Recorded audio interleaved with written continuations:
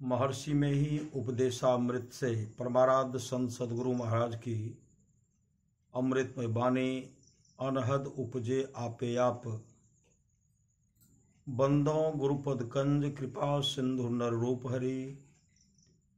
महामोह तमपुंज जासु वचन रवि करणी कर। प्यारे लोगों, मानस जप जपों में सार है। मानस जप के बाद ध्यान आता है। ध्यान के कई प्रकार हैं, जैसे मानस ध्यान, ज्योति ध्यान और नाद ध्यान। इन ध्यानों में अवश्य बहुत गंभीरता है। जो लोग नए हैं वे नहीं जान सकेंगे। जिनको ध्यान की आदत है वे जान सकेंगे। नास्ति नादात् परो मंत्रो नो देवः स्वात्मनः परः। नानुसंधे परा पूजा नो हि तृप्ते परम सुखम। योग सिखोपनिषद अध्याय 2। अर्थात नाद से बढ़कर कोई मंत्र नहीं है। अपनी आत्मा से बढ़कर कोई देवता नहीं है। नाद व ब्रह्म की अनुसंधि, अन्वेषण व खोज से बढ़कर कोई पूजा नहीं है तथा तृप्ति से बढ़कर कोई सुख नहीं है। नाद ध्यान बहुत गंभीर है। धीरे धीरे लोगों को आप ही उपज जाता है।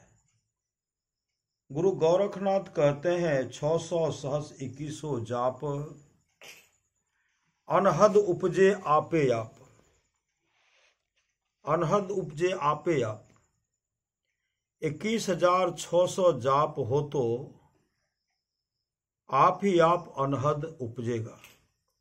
लेकिन गुरु का संकेत अवश्य लेना चाहिए। आप लोगों को देकर मेरा चित्त प्रसन्न है। यद्यपि मैं अभी रुग्ण अवस्था में हूं। जो कुछ आप पहले के वक्ता से सुन चुके हैं उसका कदर कीजिए। मैं तो दूर से सुन सका नहीं, फिर भी मुझको विश्वास है कि पहले के वक्ता लोग जो उपदेश किए होंगे वे अच्छे अवश्य होंगे। आप प्रति रविवार को यहाँ आइए तो देखिए कि सत्संग की क्या महिमा है। जो केवल सत्संग मंदिर में आकर सत्संग भजन करें, घर में नहीं, तो वे ऐसे हैं कि अभिलाषा बहुत रखते हैं लेकिन परिश्रम नहीं करते। भक्तिमय योग को अवश्य करना चाहिए। प्रेम विकंता मैं सुना माथा सारे हाट। बोझत विलंब न कीजिए तत्क्षण दीजिए काट। कबीर साहब। इसमें ऐसा है कि प्रेम के रास्ते में सिर कट जाता है, यानी अहंकार छूट जाता है। ऐसा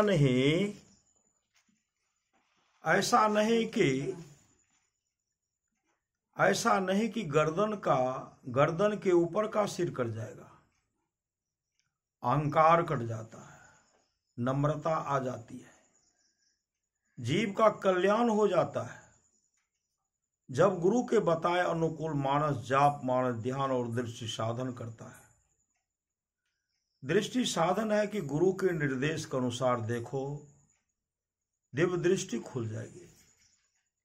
दिव्य दृष्टि खुलने पर नाद खुल जाएगा। असली नाद सार शब्द है, शब्दों की आत्मा है वह। चंदा झलके यही घट माही, अंधी आँखन सूझत नाही। यही घट चंदा, यही घट सूर, यही घट बाजे अनहद तूर।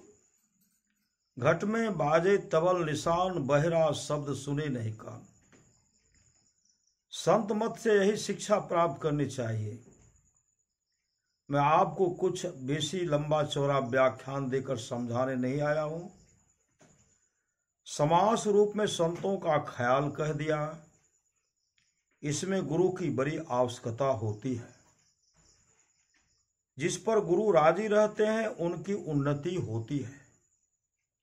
सदाचार पालन कीजिए, झूठ नहीं बोलिए, चोरी नहीं कीजिए, नशा नहीं खाइए और न पीजिए, हिंसा नहीं कीजिए, व्यभिचार मत कीजिए। जब तक जानवर नहीं मारा जाए तब तक मांस नहीं मिलेगा। मछली की देह में भी मांस ही रहता है। हिंसा नहीं किया करो, हिंसा नहीं किया करो, सत्संग करो, गुरु की सेवा करो, स्वावलंबी बनो, ईश्वर पर विश्वास रखो और ध्यानाभ्यास करो। ये 5 काम करो और 5 पाप को छोड़ दो। संतों के विचार को सुना दिया। गुरु महाराज कहते थे कि संतों का सिद्धांत है गुरु, ध्यान और सत्संग। सत्संग संतों की वाणी को पढ़ो। संतों की ऐसी वाणियां हैं कि आपको संतुष्टि आ जाएगी। मैं नहीं कहता कि संतों की वाणी पढ़ते पढ़ते मुक्ति होगी। मुक्ति नहीं बल्कि संतुष्टि होगी। गुरु सेवा का अर्थ यह नहीं कि नजदीक में रहकर सेवा करो, दूर में रहकर भी सेवा होती है। जौं गुरु बसे बनारसी शिष समुंदर तीरे, एक पलक बिसरे नहीं जो गुण रहे शरीर। कबीर साहब। कमाई, अपनी कमाई से अपना पालन पोषण करना, कुछ दान भी करना, बाल बच्चों को पढ़ाना लिखाना, यह धन का काम। स्त्रियों को चाहे कि पति की सेवा करे, आज्ञा माने।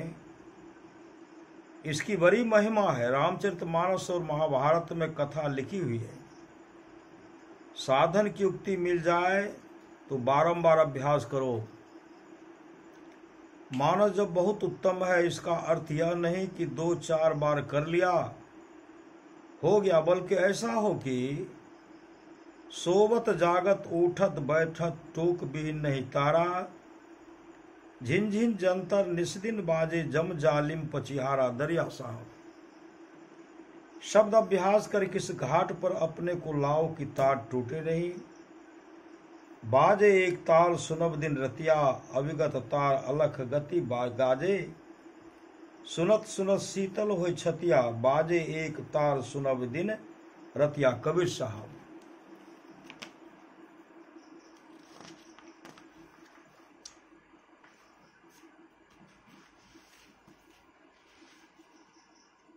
मैं आप लोगों से निवेदन करता हूं कि अभी आरती नहीं हुई है। 2 आरतियां पढ़ी जाती हैं। पहली तुलसी साहब की और दूसरी और। जिनको रेलगाड़ी से जाना है वे एक आरती के बाद चले जाएं। जिनको दूर नहीं जाना है वे दोनों आरती करके जाएं। घर जाकर भजन ध्यान करें। संत मत की परिभाषा सत्संग योग के 4थे भाग में पढ़ लीजिए। शांति अस्थिरता व निश्चलता को कहते हैं। शांति को जो प्राप्त कर लेते हैं संत कहलाते हैं। संतों के मत व धर्म को संत मत कहते हैं। शांति प्राप्त करने का प्रेरण मनुष्यों के हृदय में स्वाभाविक ही है। प्राचीन काल में ऋषियों ने इसी प्रेरण से प्रेरित होकर इसकी पूरी खोज की और इसकी प्राप्ति के विचारों को उपनिषदों में वर्णन किया। इन्हीं विचारों से मिलते हुए विचारों को कबीर साहब और गुरु नानक साहब आदि संतों ने भी भारतीय और पंजाबी आदि भाषाओं में सर्वसाधारण उपकारार्थ वर्णन किया। इन विचारों को ही संत मत कहते हैं। परंतु संत मत की मूल भित्ति तो उपनिषद के वाक्यों को ही मानने पड़ते हैं, क्योंकि जिस ऊंचे ज्ञान का तथा उस ज्ञान के पद तक पहुंचाने के जिस विशेष साधन नदानुसंधान व सबयुग का गौरव संत मत को है, वे तो अति प्राचीन काल किसी भित्ति पर अंकित होकर जगमगा रहे हैं। भिन्न भिन्न काल तथा देशों में संतों के प्रकट होने के कारण तथा इनके भिन्न भिन्न नामों पर इनके अनुयायियों द्वारा संत मत के भिन्न भिन्न नामकरण होने के कारण संतों के मत में पृथक ज्ञात होता है। परंतु यदि मोटी और बाहरी बातों को तथा पंथाई भावों को हटाकर विचारा जाए और संतों के मूल एवं सार विचारों को ग्रहण किया जाए तो यह सिद्ध होगा कि सब संतों का एक ही मत है। नित्य नियमित रूप से साधना करो और खुश होकर रहो। गुरु नानक देव जी ने कहा है, नानक सतगुरु भेटिए